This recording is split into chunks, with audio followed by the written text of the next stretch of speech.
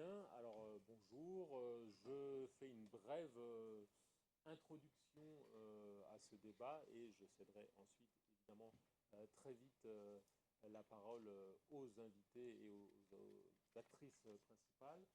Donc permettez-moi d'abord, en tant que président de l'Institut d'études européennes et en concertation avec Chloé Brière, nouvellement aussi directrice de l'Institut d'études européennes, de vous souhaiter la bienvenue dans ce qui est rituellement la séance d'ouverture de de l'année académique de l'Institut d'études européennes. Bienvenue donc à tous et à toutes. D'abord à une nouvelle promotion talentueuse d'étudiantes et d'étudiants. Bienvenue dans votre maison et nous aurons le plaisir durant cette année ou durant ces 2 prochaines années de vous côtoyer, de vous proposer quelques éclairages sur l'Europe, mais aussi d'attendre vos contributions à cette réflexion qui va s'intensifier dans les prochains mois. Bienvenue aussi à certains de nos nouveaux collègues et bienvenue à toute personne, partenaire régulier ou occasionnel, citoyen qui vient, là encore, élargir le cercle de notre réflexion collective. Permettez-moi simplement, en quelques mots, de mettre en exergue quelques éléments qui vont caractériser cette année académique qui s'ouvre. Donc, il y a des nouveautés, nouveautés dans la gouvernance, par exemple, nous en sommes un exemple. L'équipe de l'IE se renouvelle.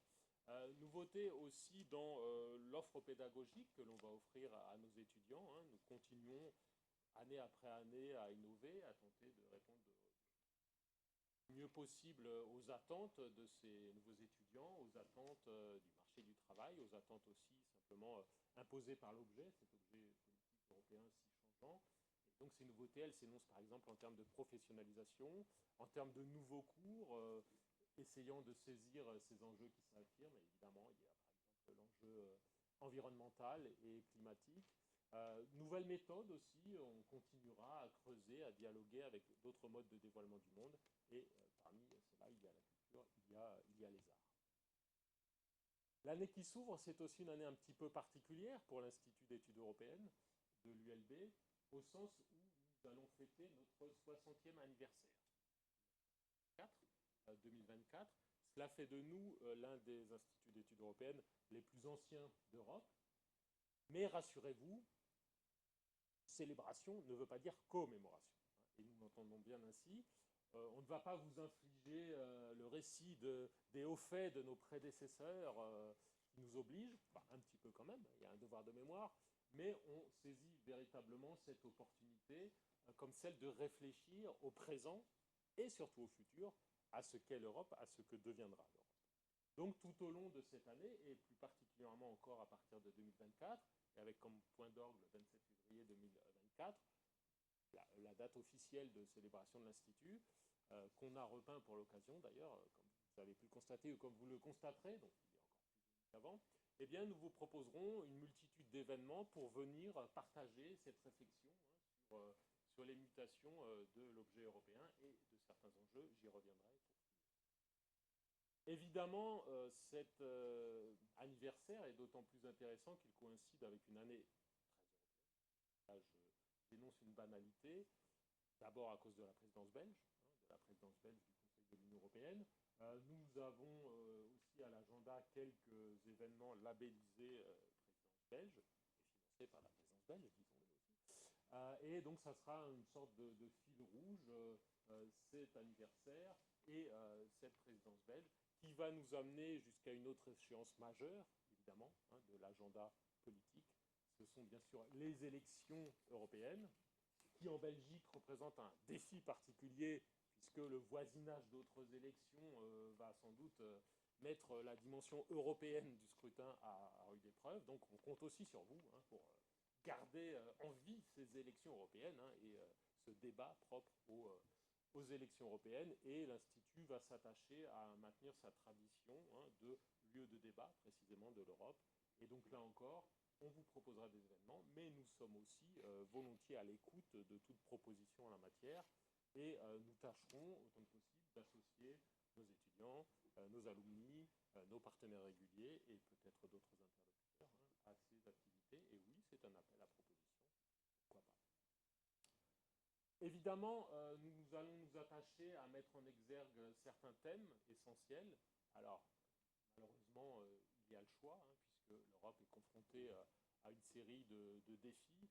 Bien sûr, nous pensons aux guerres aux frontières de l'Europe. Bien sûr, nous pensons aux différentes formes de violence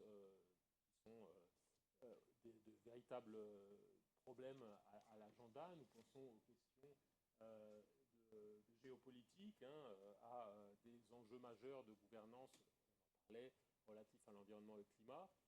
Mais nous nous trouvons aussi ramenés, et par notamment le travail de certains de nos collègues et par des projets scientifiques et civiques aussi de long terme, nous nous trouvons aussi ramenés à des questions fondamentales de la science politique, du droit, de l'économie, de l'histoire, à ce qui fonde les communautés, hein, à ce qui constitue la base des ordres publics, notamment des ordres publics démocratiques, en termes de loyauté, en termes de solidarité. Donc oui, plus que jamais, pour utiliser une étiquette quelque peu sommaire, et je m'en excuse auprès de nos intervenantes du jour, hein, qui nous proposeront une vision plus raffinée, oui, plus que jamais, l'Europe sociale est une question, et plus que jamais, l'Europe sociale est la question. Sous ce label, et en tout cas autour de ces thèmes, eh bien, un projet s'est développé ces dernières années, et c'est bien aussi aujourd'hui l'objet de l'intervention de notre invité, que nous allons avoir le plaisir d'écouter, et je cède d'ores et déjà la parole à Madame Amandine Crespi pour vous présenter à la fois ce projet et notre invité que nous remercions vivement. Merci. Okay, merci François. I'll switch to English. Just briefly to say that this is the second time that the opening of our academic year is taking place under the auspices of the Jean Monnet Center of Excellence EUqualis, which I have the pleasure to coordinate together with Professor Chloé Brière, who is here.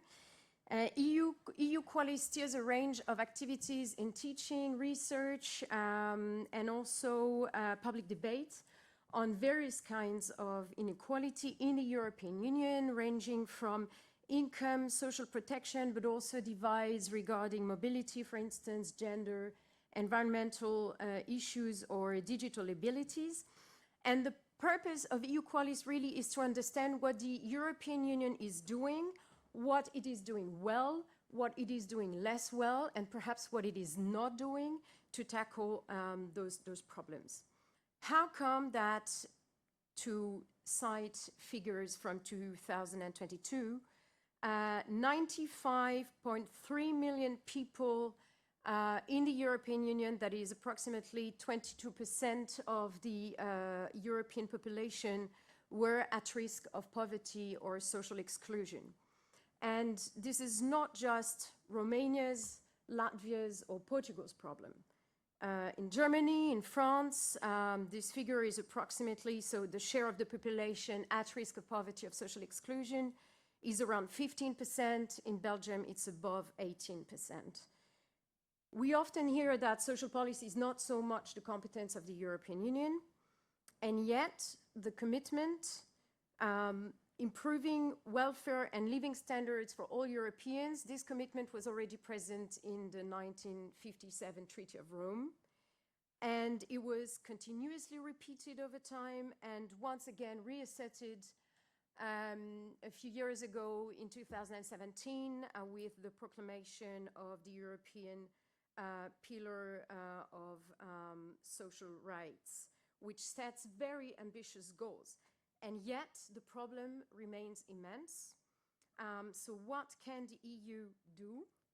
To help us answer this question, we have the honor today to welcome Bea Cantillon. She is Emeritus Professor in the Sociology Department at the University of Antwerp, a researcher and also former director of the Herman de Leek Center for Social Policy.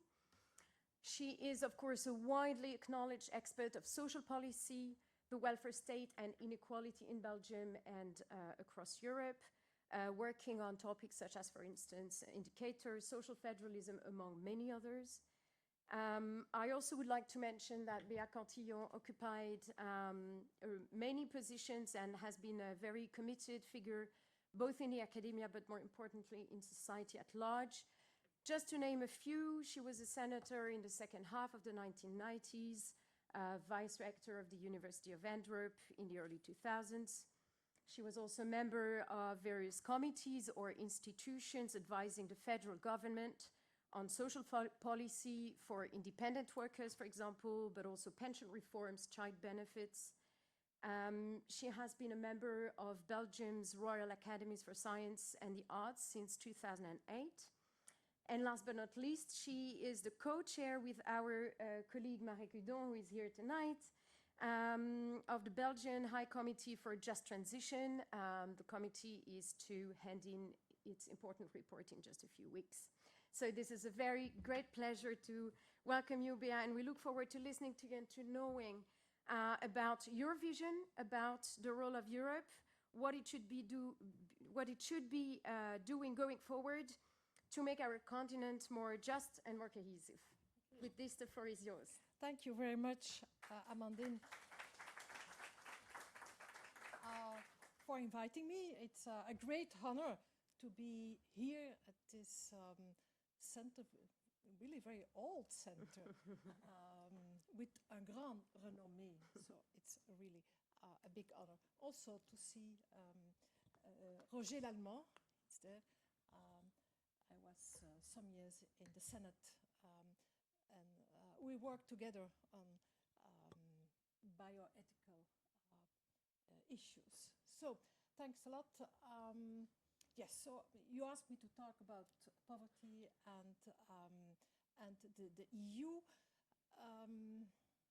and you asked me also to say something about the just transition. I'll do that at the very end. Coming in the train, I read your article in this issue of Transfer.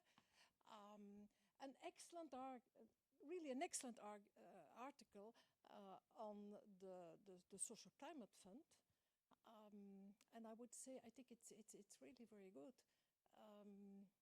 But you are too pessimistic, and this is the message that I want to convey today. Okay, so poverty and social inclusion, which roles for the EU, and I will start with a first note in order to be clear about how I conceive anti-poverty policies and social inclusion policies.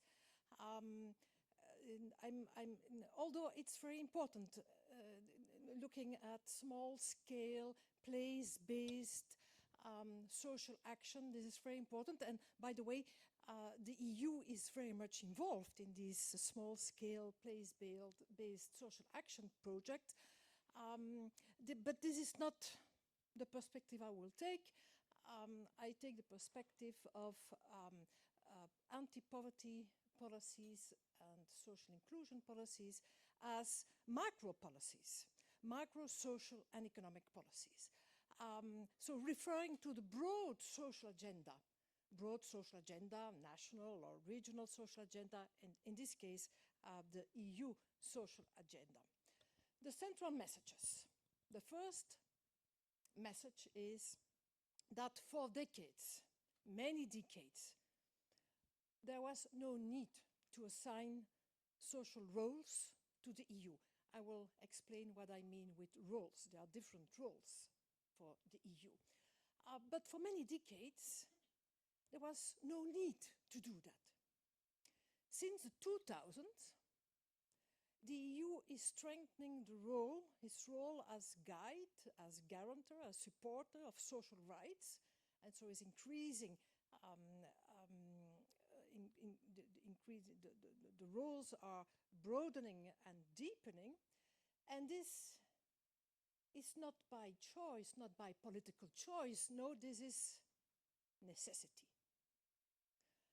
And the third message, the major social turn that we observe in European social policy making is there to stay, and that this is the optimistic message that I want to convey.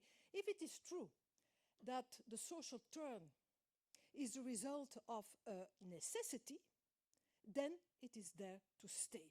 And there I refer to the first article in the issue of Transfer, where the authors, Pochet and Maarten Keunen, they asked themselves, well, this social turn, is it there to stay? Well, my answer is yes. I believe it is there to stay. Why? Because it is a necessity. Okay, this is the main message. What are the roles for Europe? For many years, as I said, and we all know, there was no role.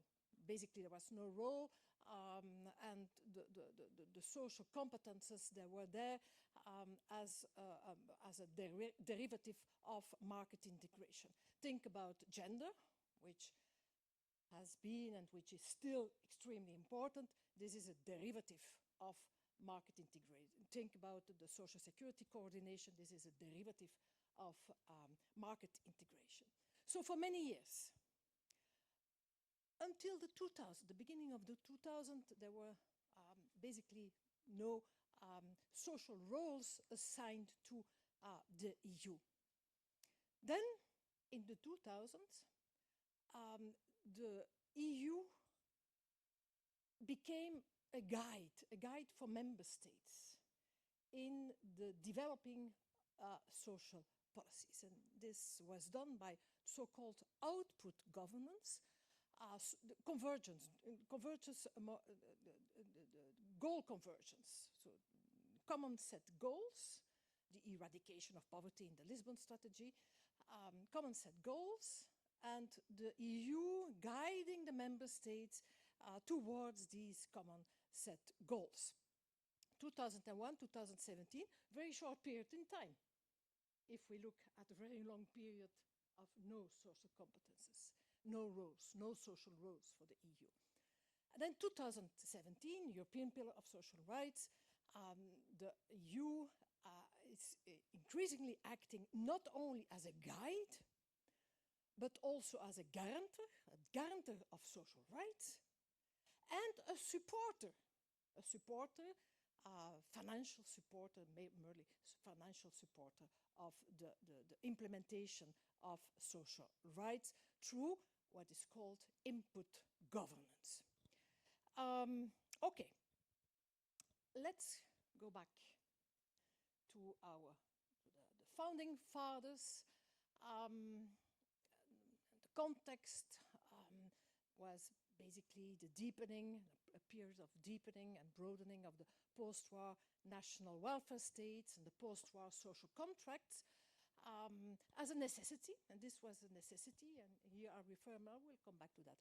I refer to Polanyi, and this idea, well, the decommodification or the commodification as a result of industrialization has to be complemented with a second movement that is decommodification. And so this idea of the commodification, double movement, the commodification has to be supplemented by decommodification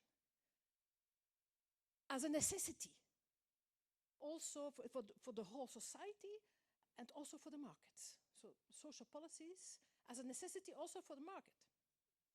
So this was this long period of the development of the national welfare states. In that long period, the European social roles were deemed not necessary. The national welfare states, they were strong enough in order to grow, not necessary, nor desirable, and not feasible because of the two big differences between the national welfare states. And this basically was built on so-called Olin doctrine. Olin doctrine, so what happened in 56, basically it started from the French socialists who asked themselves, well, the Treaty of Rome, an economic integration, we need a social complement. And so they decided to ask a commission, and the commission was chaired by Olin, who became later a Nobel Prize winner, a commission based at ILO in Geneva. They asked all in commission, well, what do you think? Do we need or not social competences in the Treaty of Rome in order to circumvent the problems of the negative, possible negative impact of economic integration on the national social policy making? Okay.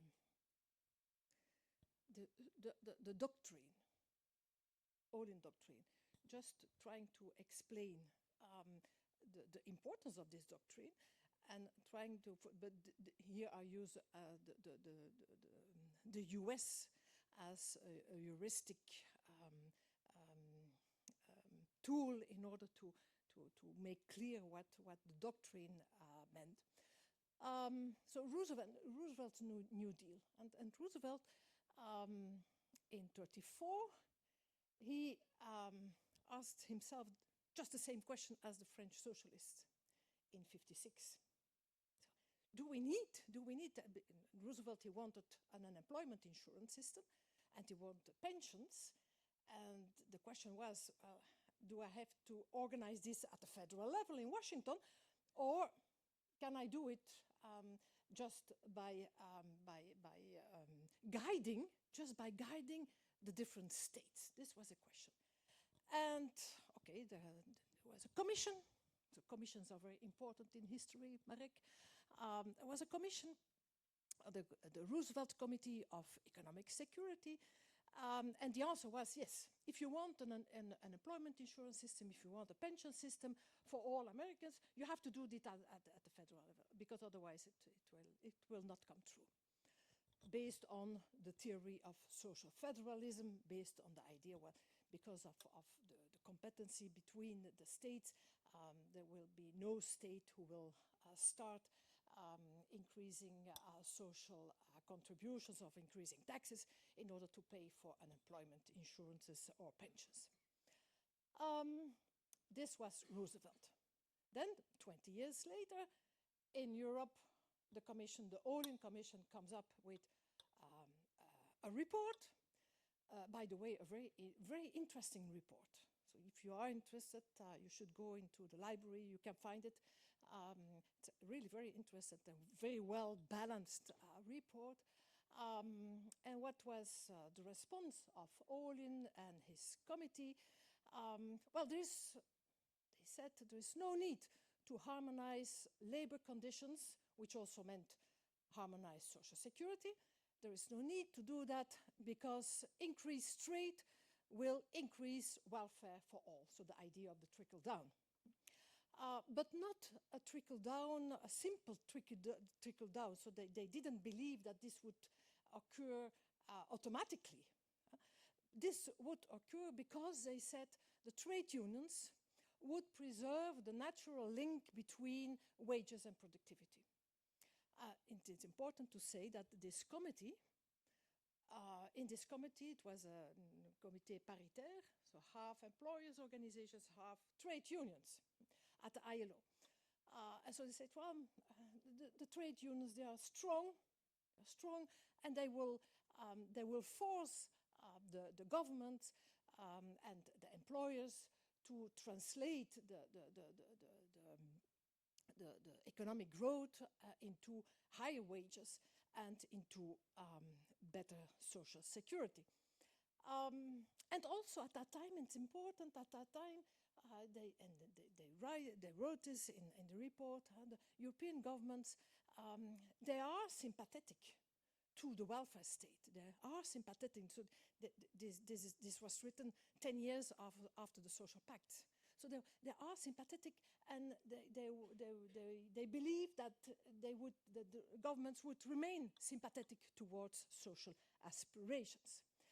And there was one little thing, saying, well, there's one possible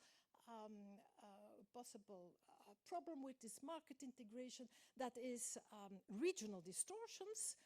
And in order to cope with that, they proposed the social funds. And this is what happened. No social competences, social funds in the Treaty of Rome for this reason. Okay, who was right and who was wrong?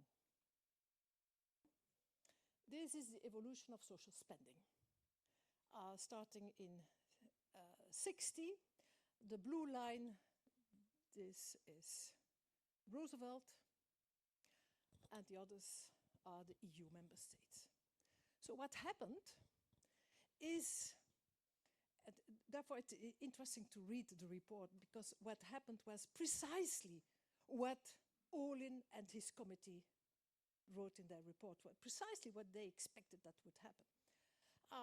So the European model was much more successful. We know that. The European model was much more successful on the social agenda than the US model, and so it would take me too long to explain why the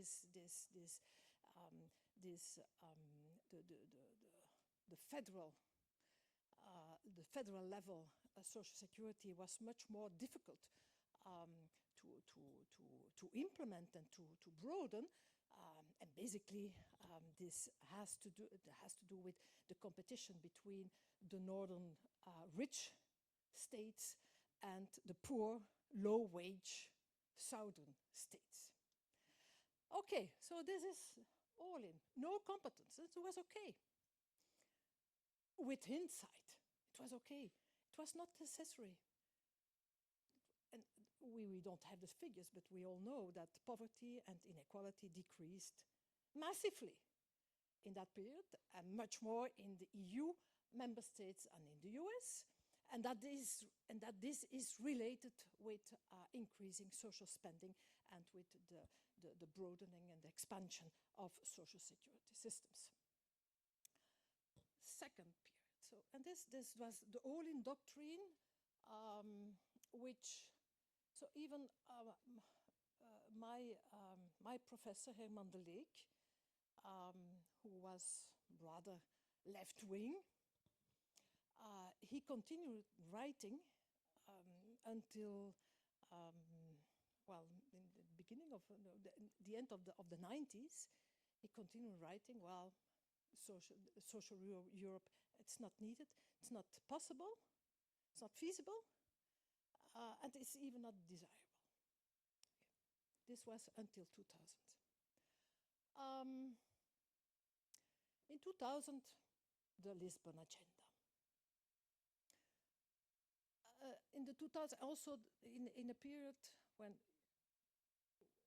I was young, as you are now, the question was, well, we need social Europe, but we couldn't imagine what this could mean. Obviously, not a European welfare state. Obviously, that wouldn't be possible.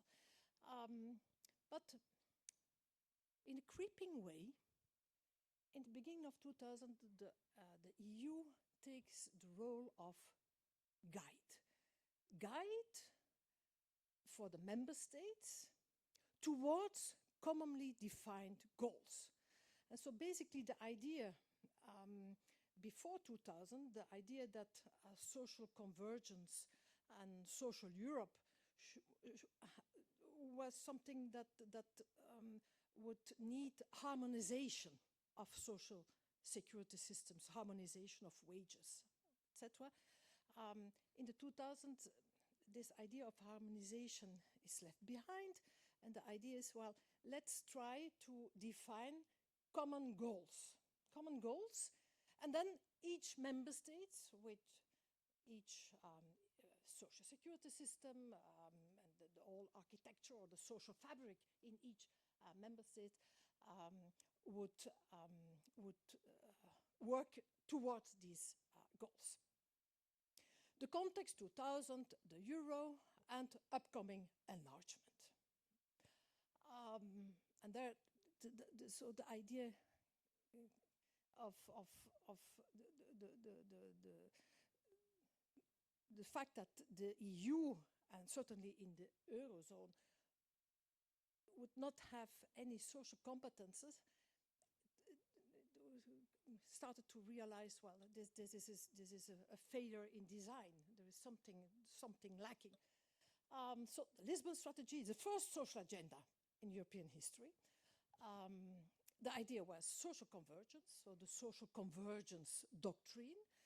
The idea, the EU as a guide, outcome governance, so looking at the outcomes. And this was the Lisbon strategy and followed by the EU 2020 strategy. So basically, there were common goals defined. As I said, the Lisbon strategy, extremely ambitious goal, the eradication of poverty. And then the EU 2020 strategy was a little bit less ambitious, but still ambitious. Common goals, then the whole apparatus of social monitoring, the social indicators in order to monitor the improvements in different member states, based on commonly defined indicators. Basically, the indicators that are used today are still based on the Laken indicators. Belgium was at that time president of the EU. Frank van den Broeke was Minister of Social Affairs, and at that time these social indicators, the poverty targets, were defined. Unfortunately, the goals were not reached. And I must say, I was not a believer at that time. I was not a believer. The whole open method of coordination, there were some who were believers, but I was very critical. And the roles but were not reached for many reasons. No. I start by showing that the goals were not reached. Okay, these are the poverty trends based on this common poverty indicator in different regions, 2003, 2013. And as you can see, there has been a strong progress in the new member states. This is the gray line, very strong improvement in the new member states. But in the other member states, in the period before 2017, before the financial crisis, there was a standstill, basically a standstill. And this is also true for Belgium, a standstill. And then it started to increase after the financial crisis. This is not the case for Belgium. It's not the case for Belgium. In Belgium, poverty rates remained more or less at the same level. But so this is what happened, and this is what the indicators in the outcome governments tell about the progress or non-progress in the social agenda. And the question is, why is that? Why member state failed? There are many reasons. The first reason is that the agenda, the policy agenda of the member states, but also the policy agenda that the EU policy agenda was very much focused on employment growth, and on social investment, which is basically two parts of the same coin, employment and social investment agenda. And social protection was not really part of the agenda, of the social agenda. So there is a substantive reason why why the first social agenda of the EU failed. The second reason has to do with the governments, so the outcome governance, the OMC, which is a very loose method of governance, and of course also because of enlargement. If we go back to this figure, these trends are also the result of the groups of member states became larger, and so poor member states with higher poverty rates were added to these lines. Okay, so Reconciling Work and Poverty Reduction, this is the book that I wrote with Frank van den Broeke. This was a first assessment of the Lisbon strategy, and then a third book, The Decent Income for All. This was basically the assessment of the EU 2020 strategy. Okay, so a substantive reason, the one-sided focus on employment strategy and social investment, and the governance, and more broadly speaking, the fact that the EU, the role of the EU, was restricted to guidance, just guidance. However, this was not a lost decade. This was not a lost decade. Why not? Well, first of all, because there has been, in that decade, and also confronted with the failures, there was a conceptual expansion of the growth strategy. And this is what we can see here. This is the EU 2020 strategy. It talks about smart growth, it talks about sustainable growth, it talks about inclusive growth. This was not in the documents of the Lisbon strategy. So that in that decade, there has been at least a conceptual of ideational expansion of the growth strategy. Then there was this development of the European statistical system with the social indicators. Basically, what I wrote here, the Beyond GDP, the OECD Beyond GDP movement at work. Because we have in the EU, we have all the economic statistics, but complemented with a strong statistical system measuring social outcomes at different levels, measuring social outcomes of policies and social outcomes in terms of inequality and poverty. So not a lost decade at all. It was not successful in the outcomes, but it was not a lost decade because all these indicators and this mutual learning also was in place in 2017. And there we enter a new phase in the social history of the EU with the European Pillar of Social Rights. Here, the context is changing rapidly.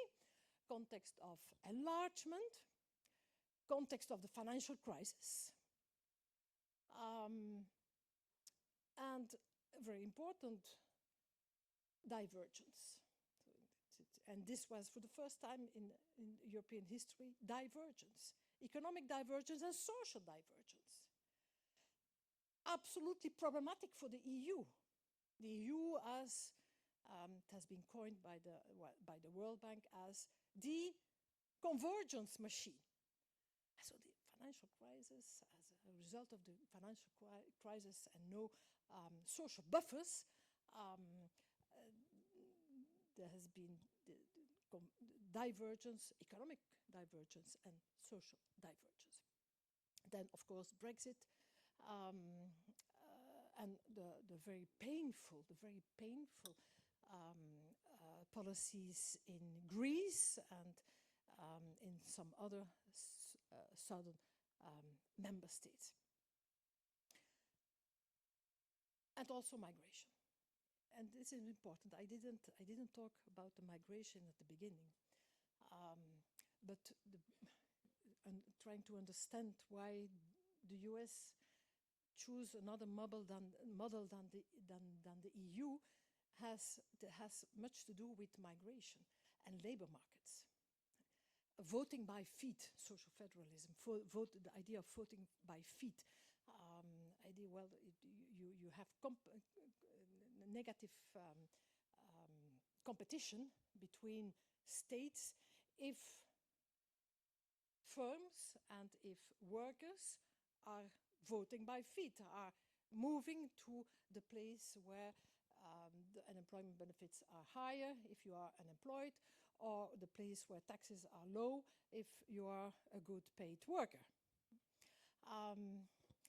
This was a threat in the US because of migration. In the EU, the labor market has remained very closed labor market within the national boundaries. But this changes. This started to change dramatically as a result of enlargement. 2017, European Pillar of Social Rights, which is extremely important. And I'm very happy that the Belgian presidency will take the European Pillar of Social Rights to a next level.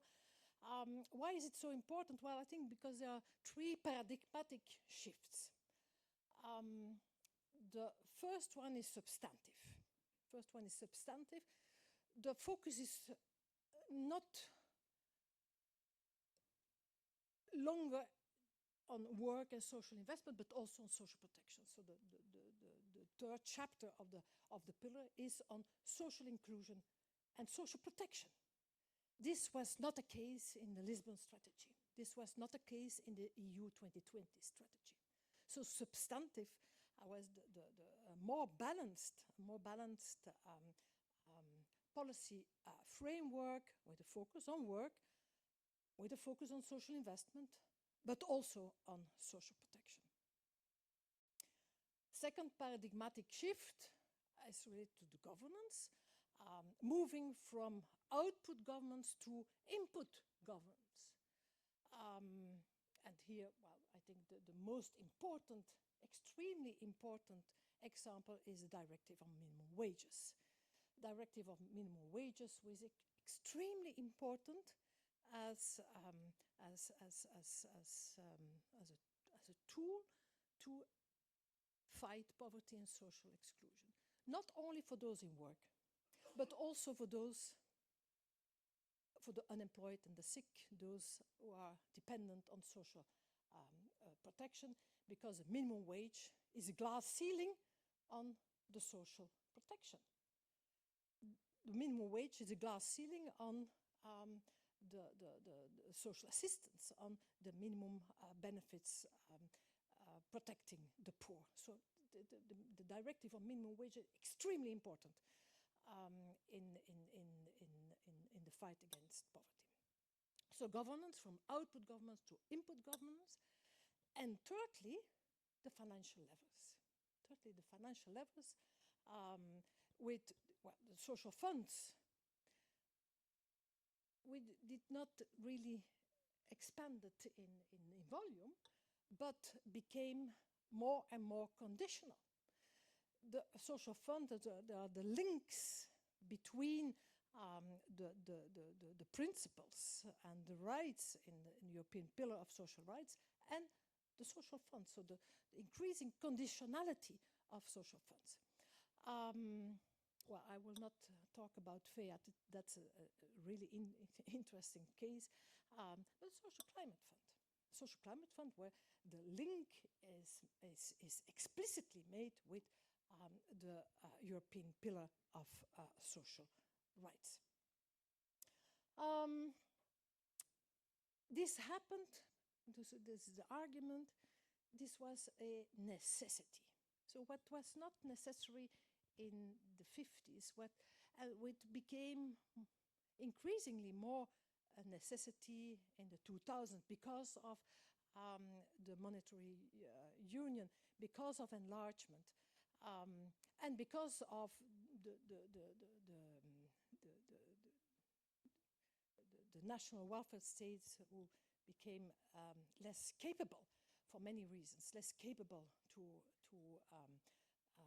successfully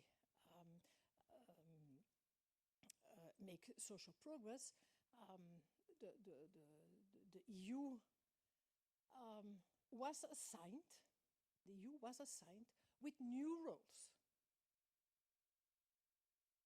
a guide, supporter, the funds, and a guarantor. minimum wage directive as one of well, the most important example. And why was it necessary? Well, you can see this in this figure. These are the social spending. Social spending, Northeast, Southwest, and Anglo-Saxon regions, with a strong convergence between 85 and 2006, and after the financial crisis, divergence in social spending.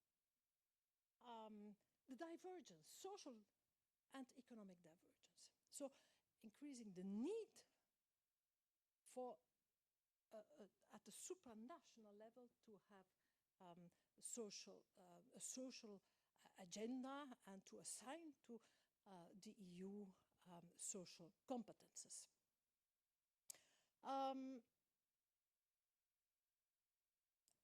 Broadening the guidance role. The guidance role was broadened. If we take, I just give two examples, the recommendation on minimum incomes and the recommendation on access to social protection. This is non-binding. Here, the EU is strengthening, or the EU is strengthening the role as a guide for the member states become stronger. As a guide, the whole statistical system and the European Pillar of Social Rights with the different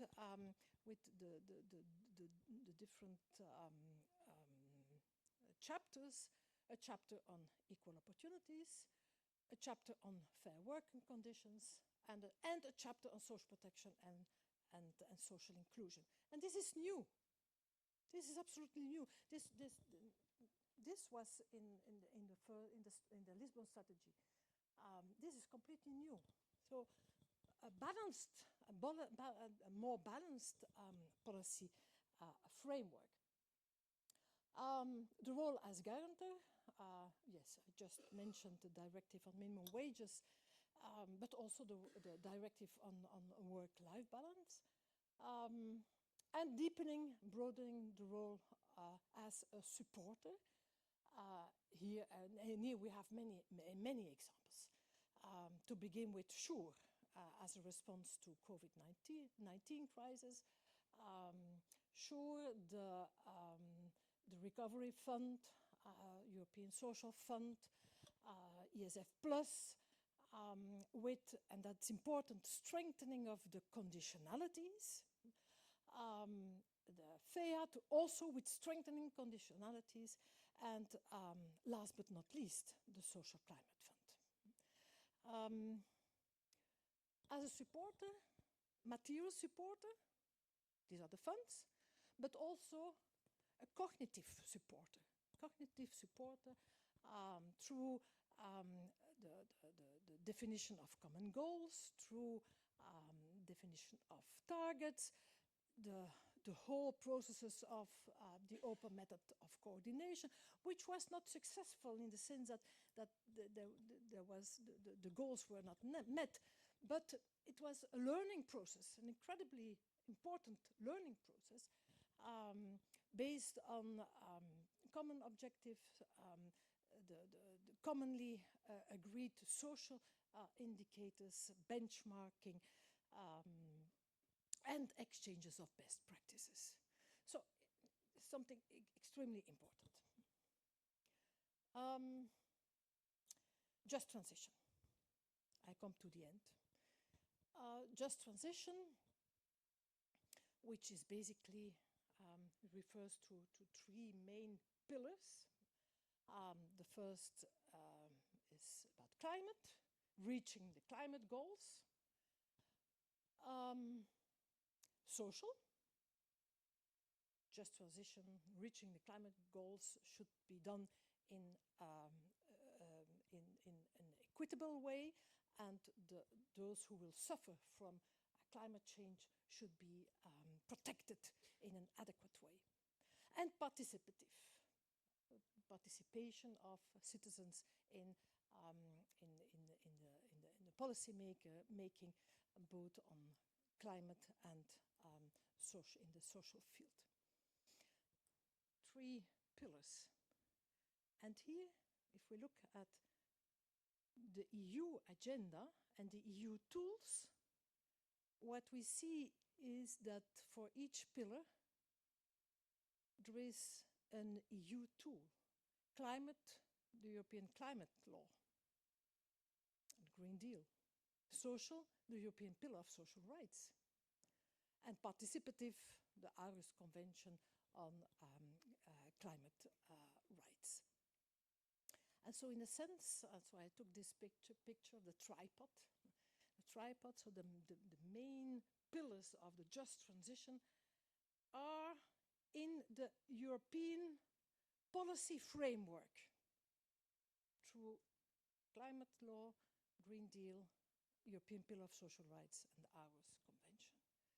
And this is, so I want to convey an optimistic message. We don't have this in Belgium. We don't have this in Flanders. You don't have this in Brussels or Wallonia. We don't have this. Europe has it. Other countries, some have it, but most don't have it. So the EU is taking the lead in the just transition. Europe is taking the lead and why is that? Because it's a necessity.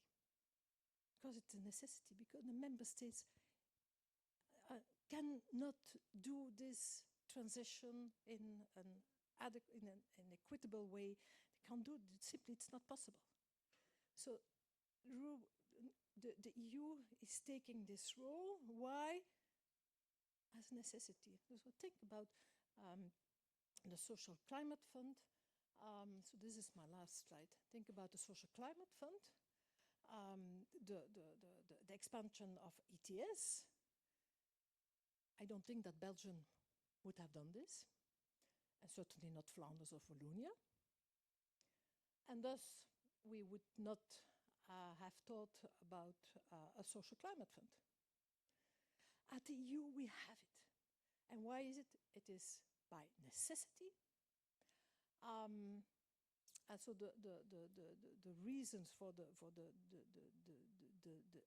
essential nature of the deepening and the broadening of the social role of the EU is reinforced with the climate agenda. And so therefore, I believe that the social agenda and the social roles of the EU are there to stay.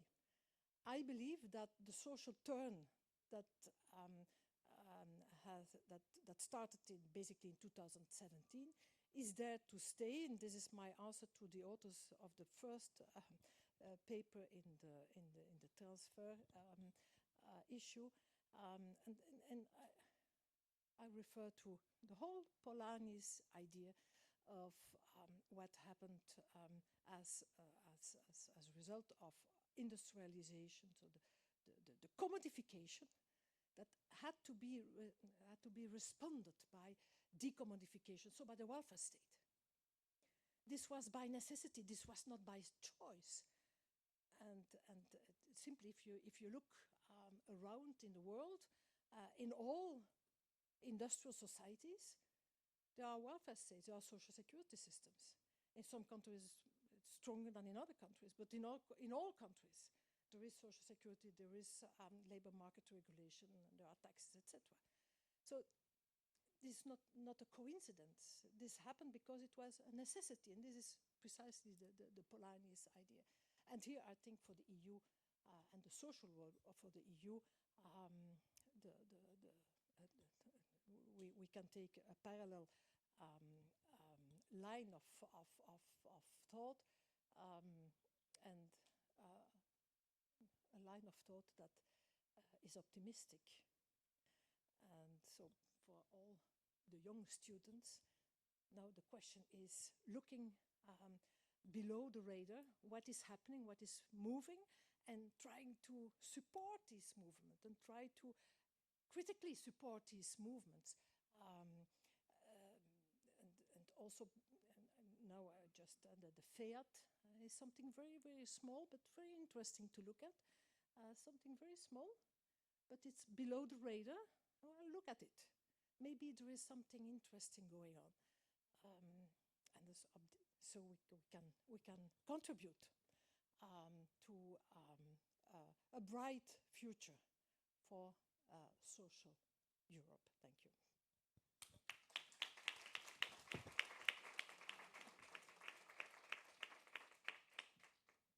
Okay, great. Thank you so much, Bea. So I think that we've had a lot of food for thought. You touched upon many different aspects of the role of the EU regarding social inequality and social exclusion. I'd like to just open the floor to any comment, remark, question to Bea to tell us more about some of the things. This was a very, very rich talk. So we have a microphone over there that can reach anyone who would like to ask a question or make a comment.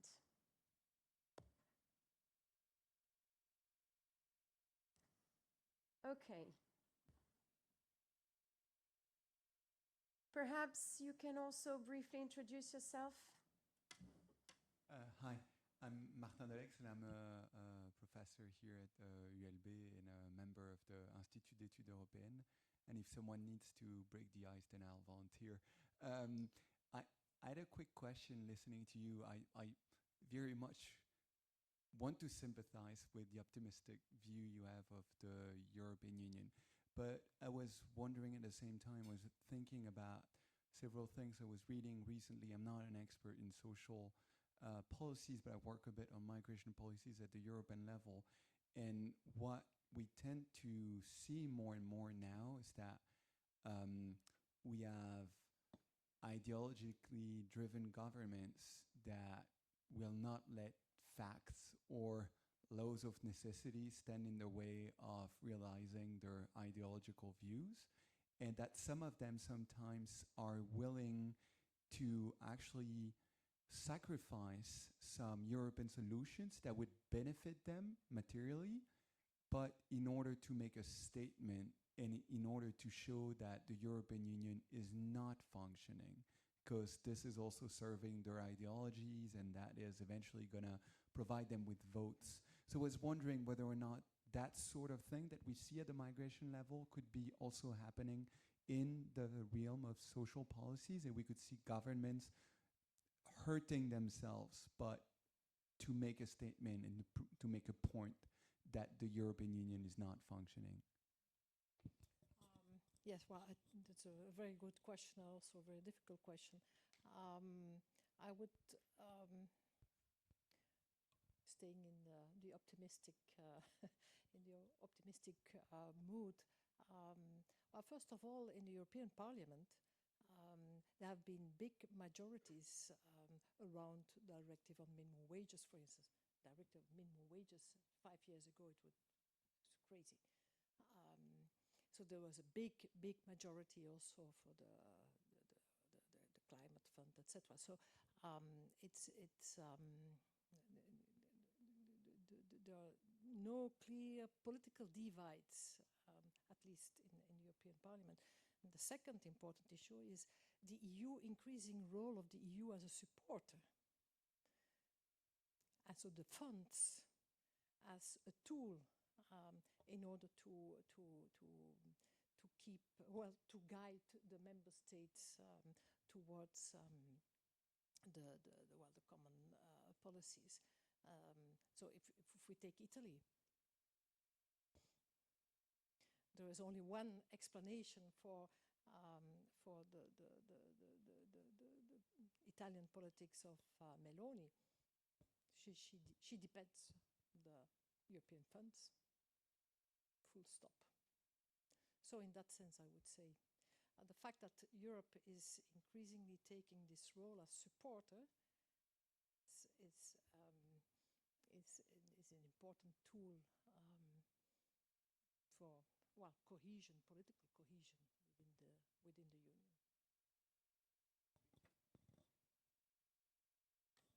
Okay, we have a question over there.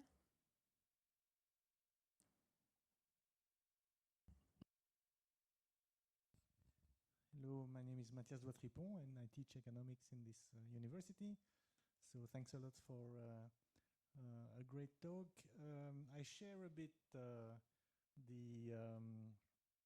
view that okay, but it's good to be optimistic, and it's nice of you to push that.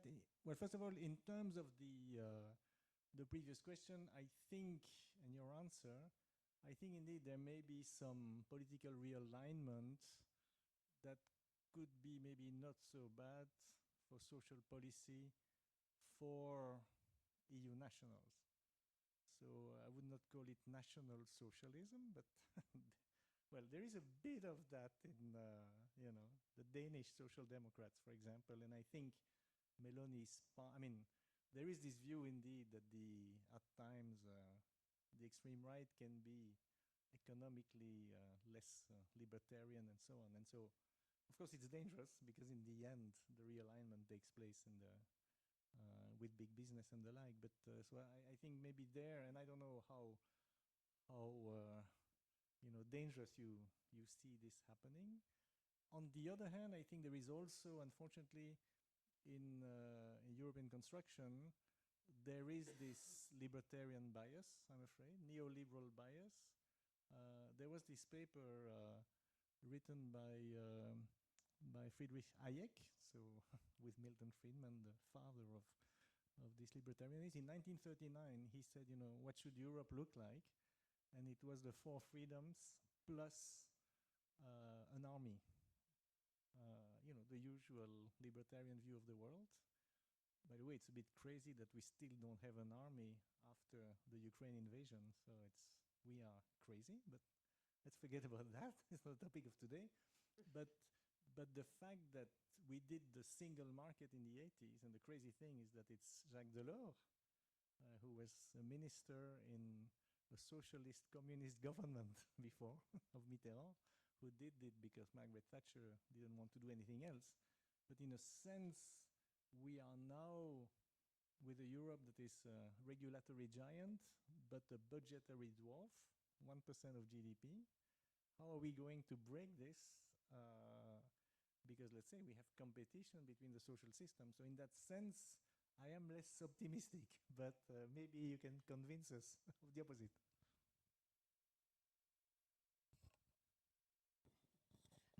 No, no, I don't think that I can give any extra argument because while talking about migration, this is obviously if that's the domain that is not well, it's not clear how this could be framed in an optimistic way, and the budget. With so many member states and further enlargements, the further enlargements that are coming, this is a threat. And so yes, I think you are right. So it's a double story. But but taking climate. The funds, no, the budgets are increased dramatically for the Green Deal. Dramatically. Why? Because it's a necessity. All the member states are in need of increased budgets, and they can't do it by themselves. Okay, do we have a next question or a comment over here? Thank you very much. Jan van Braken, I work for the Belgian Administration of Social Integration on the Belgian presidency, so we're very happy, my colleague here as well. We're very happy that you're looking forward to the Belgian presidency and the work on social agenda, which we try to push for sure. In your presentation, you mentioned more and more welfare creation in a post-World War Europe, making it also a better way possible for a more social European Union. The situation where we're now in, post-COVID, post other crises like banking and economic crisis, is the margin not very slim to actually developing a more social Europe in that sense? Aren't more member states in need of a social Europe that actually will not be able to deliver as such, because we're dealing more with crises within the national border than there ever has been a possibility to do that cross-border?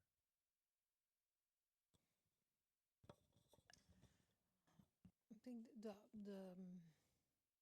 more social Europe or social progress is about redistribution. And so, and we will need more redistribution, we will need more effective social spending, more targeted social spending, social and ecological spending. So I don't think that we need to in the first place, need to aim to bake a bigger cake, at least not in the rich member states. And so we need economic convergence in order for the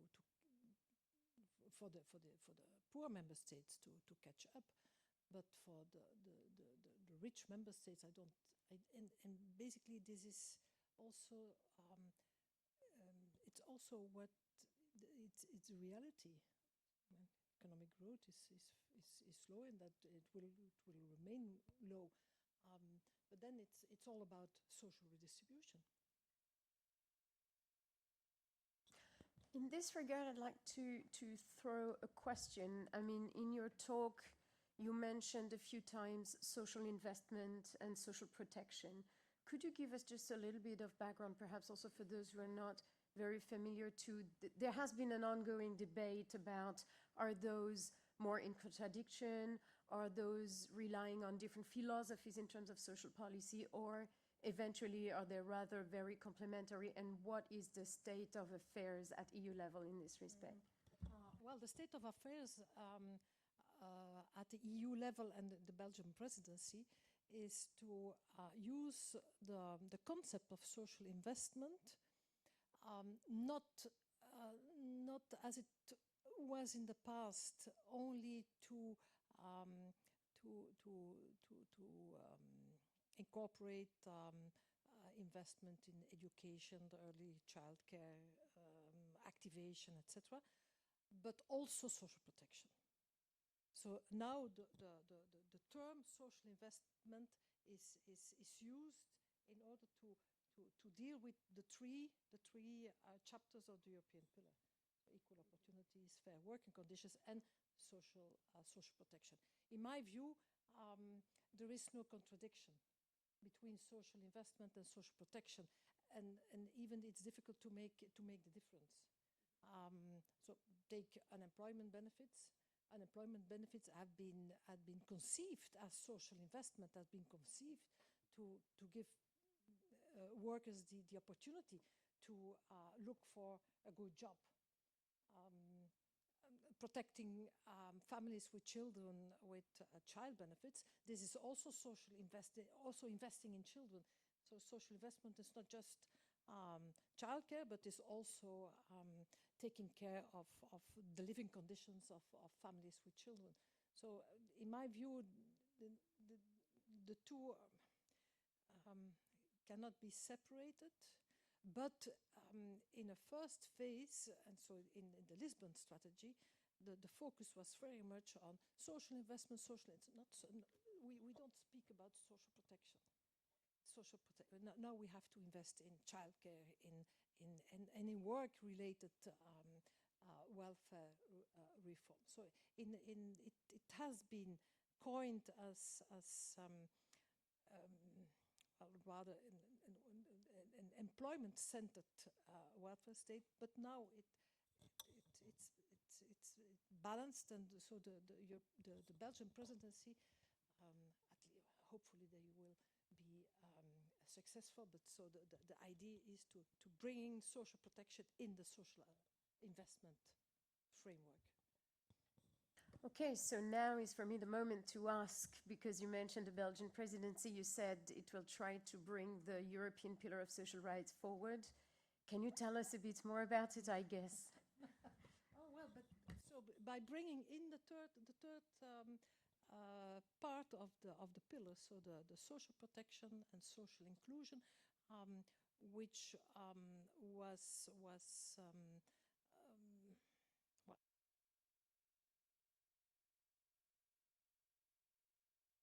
protection, very central stage. So the Spanish presidency is also working in that direction, and the Belgian presidency will add on that.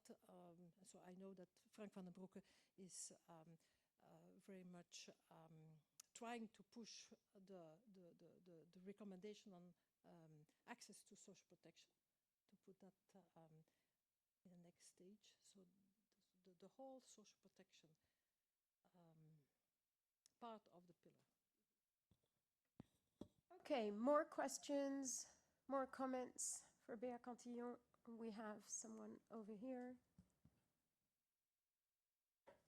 Don't forget to introduce yourself, please. Hi, so my name is Esther Galende. I'm from the Basque Center for Climate Change. I work as a climate policy researcher there, and I'm doing a research stay here at the university. And I work mainly, one of the problems that we have with climate policy now is that they're not accepted by a lot of the population, and we are like experiencing like the rise of far-right movements regarding this. And I'm wondering, how can we communicate to people that climate policies should be in theory for everyone, because they are perceived as like policies for the rich or for the privileged.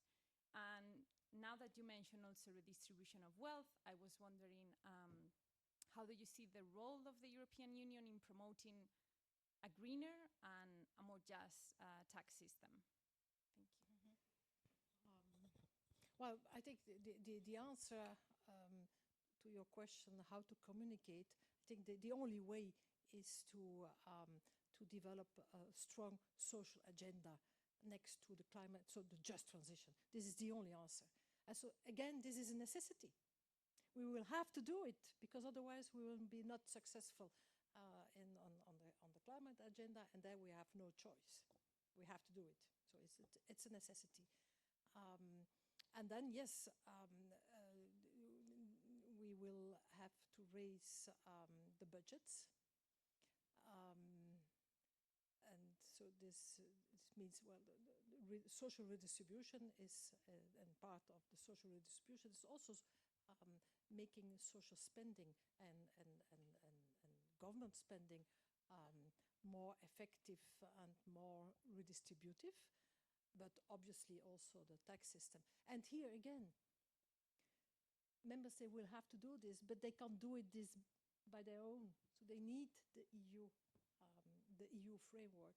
And also the climate agenda, so also for national governments or regional governments, it's a very nasty job for policymakers who have to be re-elected.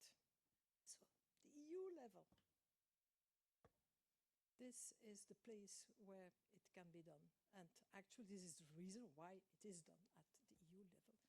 And that there are so big political majorities to assign competences to the EU level, and basically to lose competences.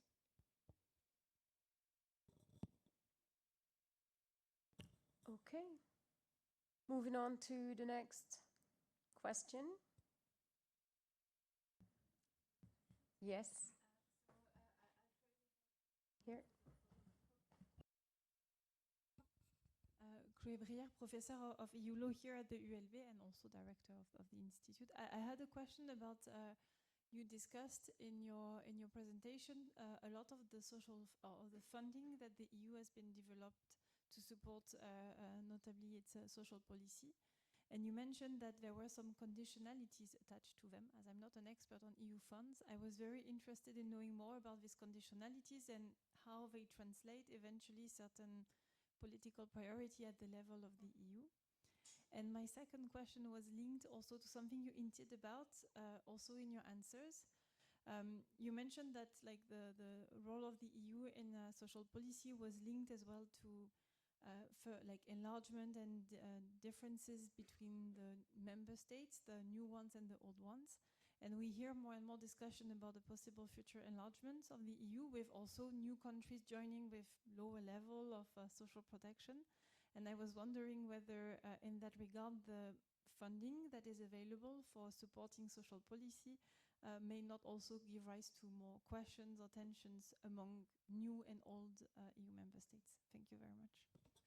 Okay. So the conditionalities in social funding, I think this is very important, and it is an important lever for the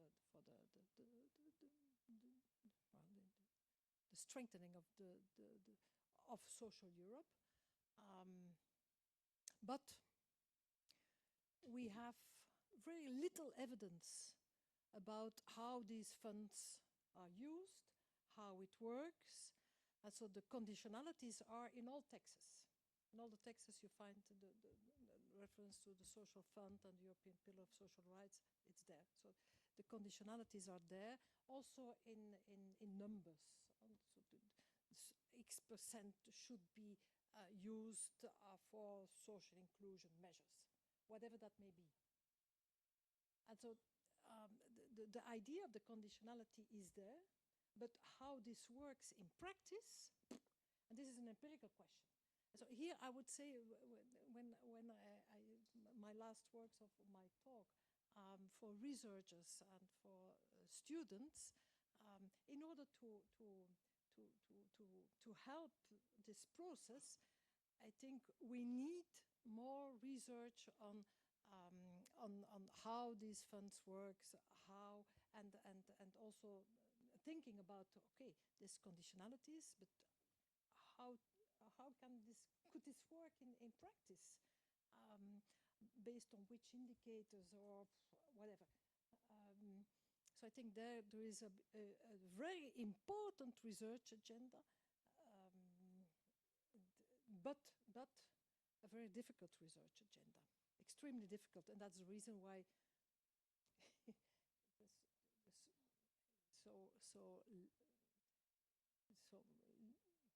the number of research on the you have worked on the social funds, but from the social economic sciences, nobody looks at these funds because much too complicated. But it's extremely important. Then yes, your question about the social funding and in an enlarged EU. This refers to the question not only the size of the budget, but how redistributive are these budgets. And there what we know is that they are redistributive. So the share of the funds is bigger in Romania and Bulgaria compared to Belgium. But if we take as a benchmark the need, then the funds, the share of the fund as a percentage of need is much higher in Belgium than in Romania. So we get budgets for food distribution, and our administration, they are complaining when the budgets are restricted a little bit. But Belgium, do we really need European budget for our food banks? I don't think so. So there is in the social funds, there is a big issue in terms of how redistributive are these funds, and so they are redistributive, but they could become much more redistributive. But obviously, this would raise a lot of political questions. Not be easy. But basically, this is also what happened in the past. So with the enlargement, the funds did not really increase, but they became more redistributive. So, sorry, when you say that Belgium shouldn't be receiving money for food banks and basically food redistribution to the poor, do you mean by that that it should not be receiving it because there is no need, or because this should be the task of the Belgian government in such a wealthy country? Absolutely, sure. We are a rich country, so we can pay for the food banks. We don't need European funding for our food banks. Yes, in Bulgaria, they need European funding for the food banks, and in Romania, and maybe in Greece. But we should do this. So it is also a very small fund, so okay. Do we have more questions? Yes, there's one here.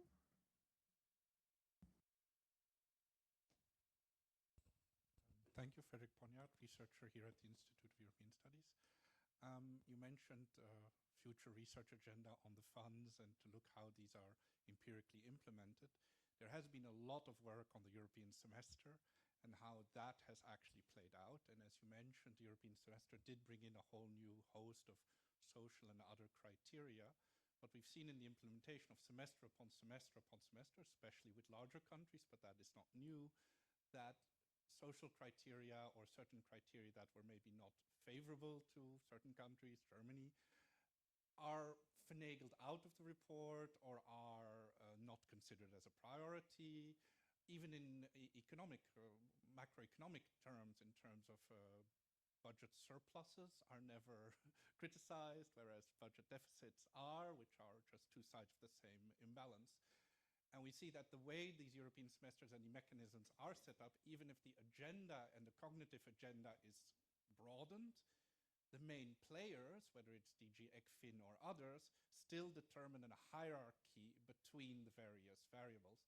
And my question is, in the good news agenda, besides broadening, do you see a shift in hierarchy between these criteria? Absolutely, yes, it's moving there also. So the social goals are creeping into the semester. And this is a process. Well, it takes time, but it's creeping. Your question about the Belgian presidency, the golden rule, the social investment golden rule. This is on the agenda. So it's creeping as a necessity. I throw in my question because I think it's related. You mentioned a few times in your talk indicators, and I know that you've been involved and you've conducted some work on this.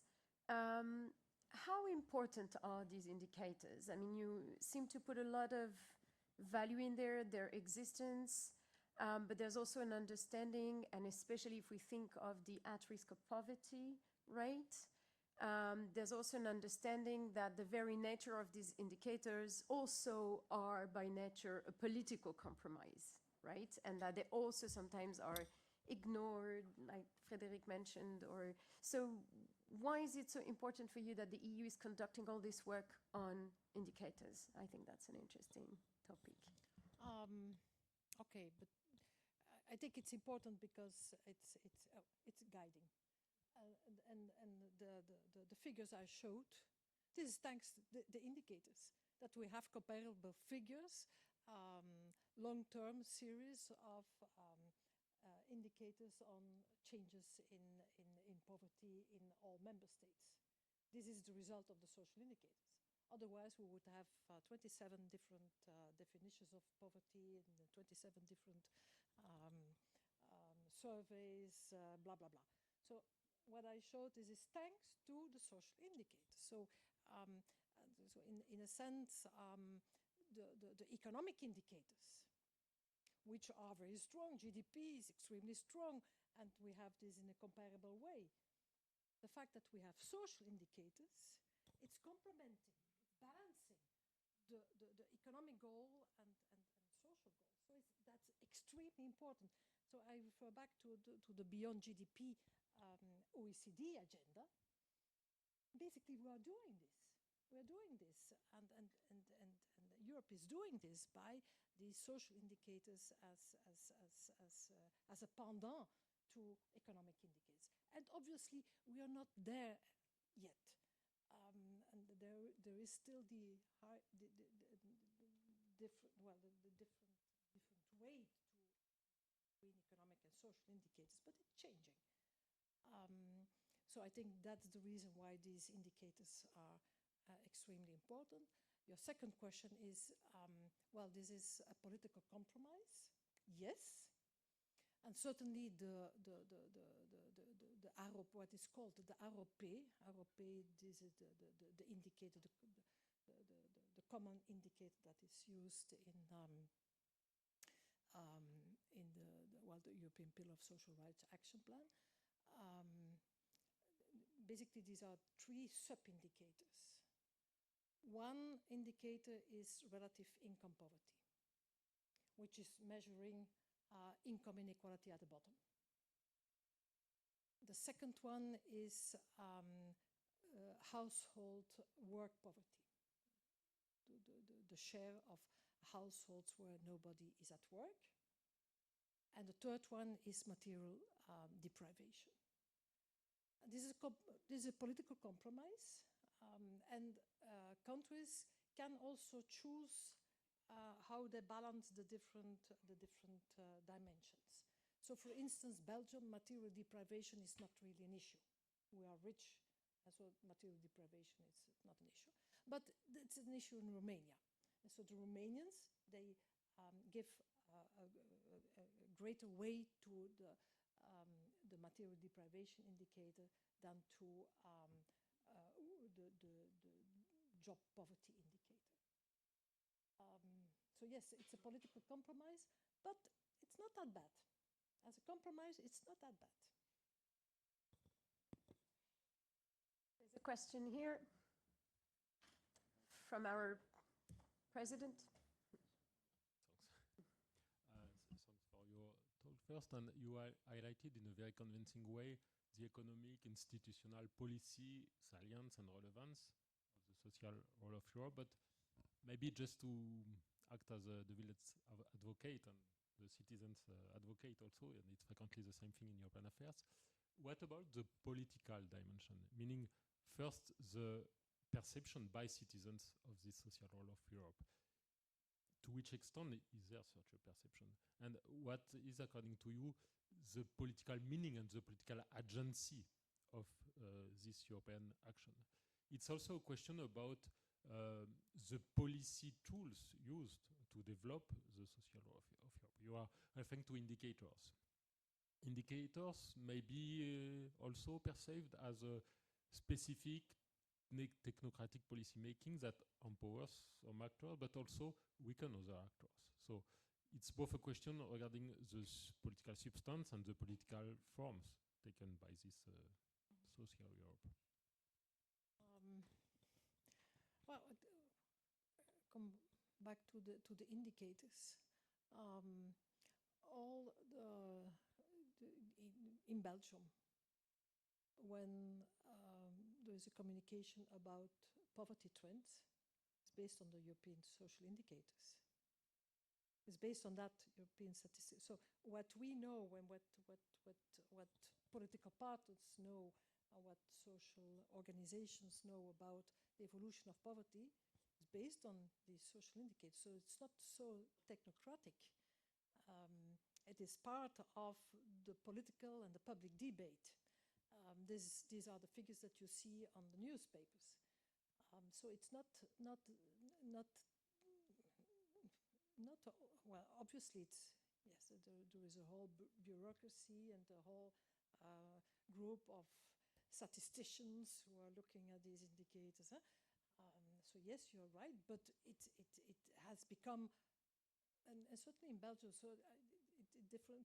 For instance, in the Netherlands, it's much less the case because they have their own strong statistical system and they use their own poverty indicators. So in the Netherlands, it's less the case than in Belgium. But in Belgium, it's part of our political and societal and scientific debate.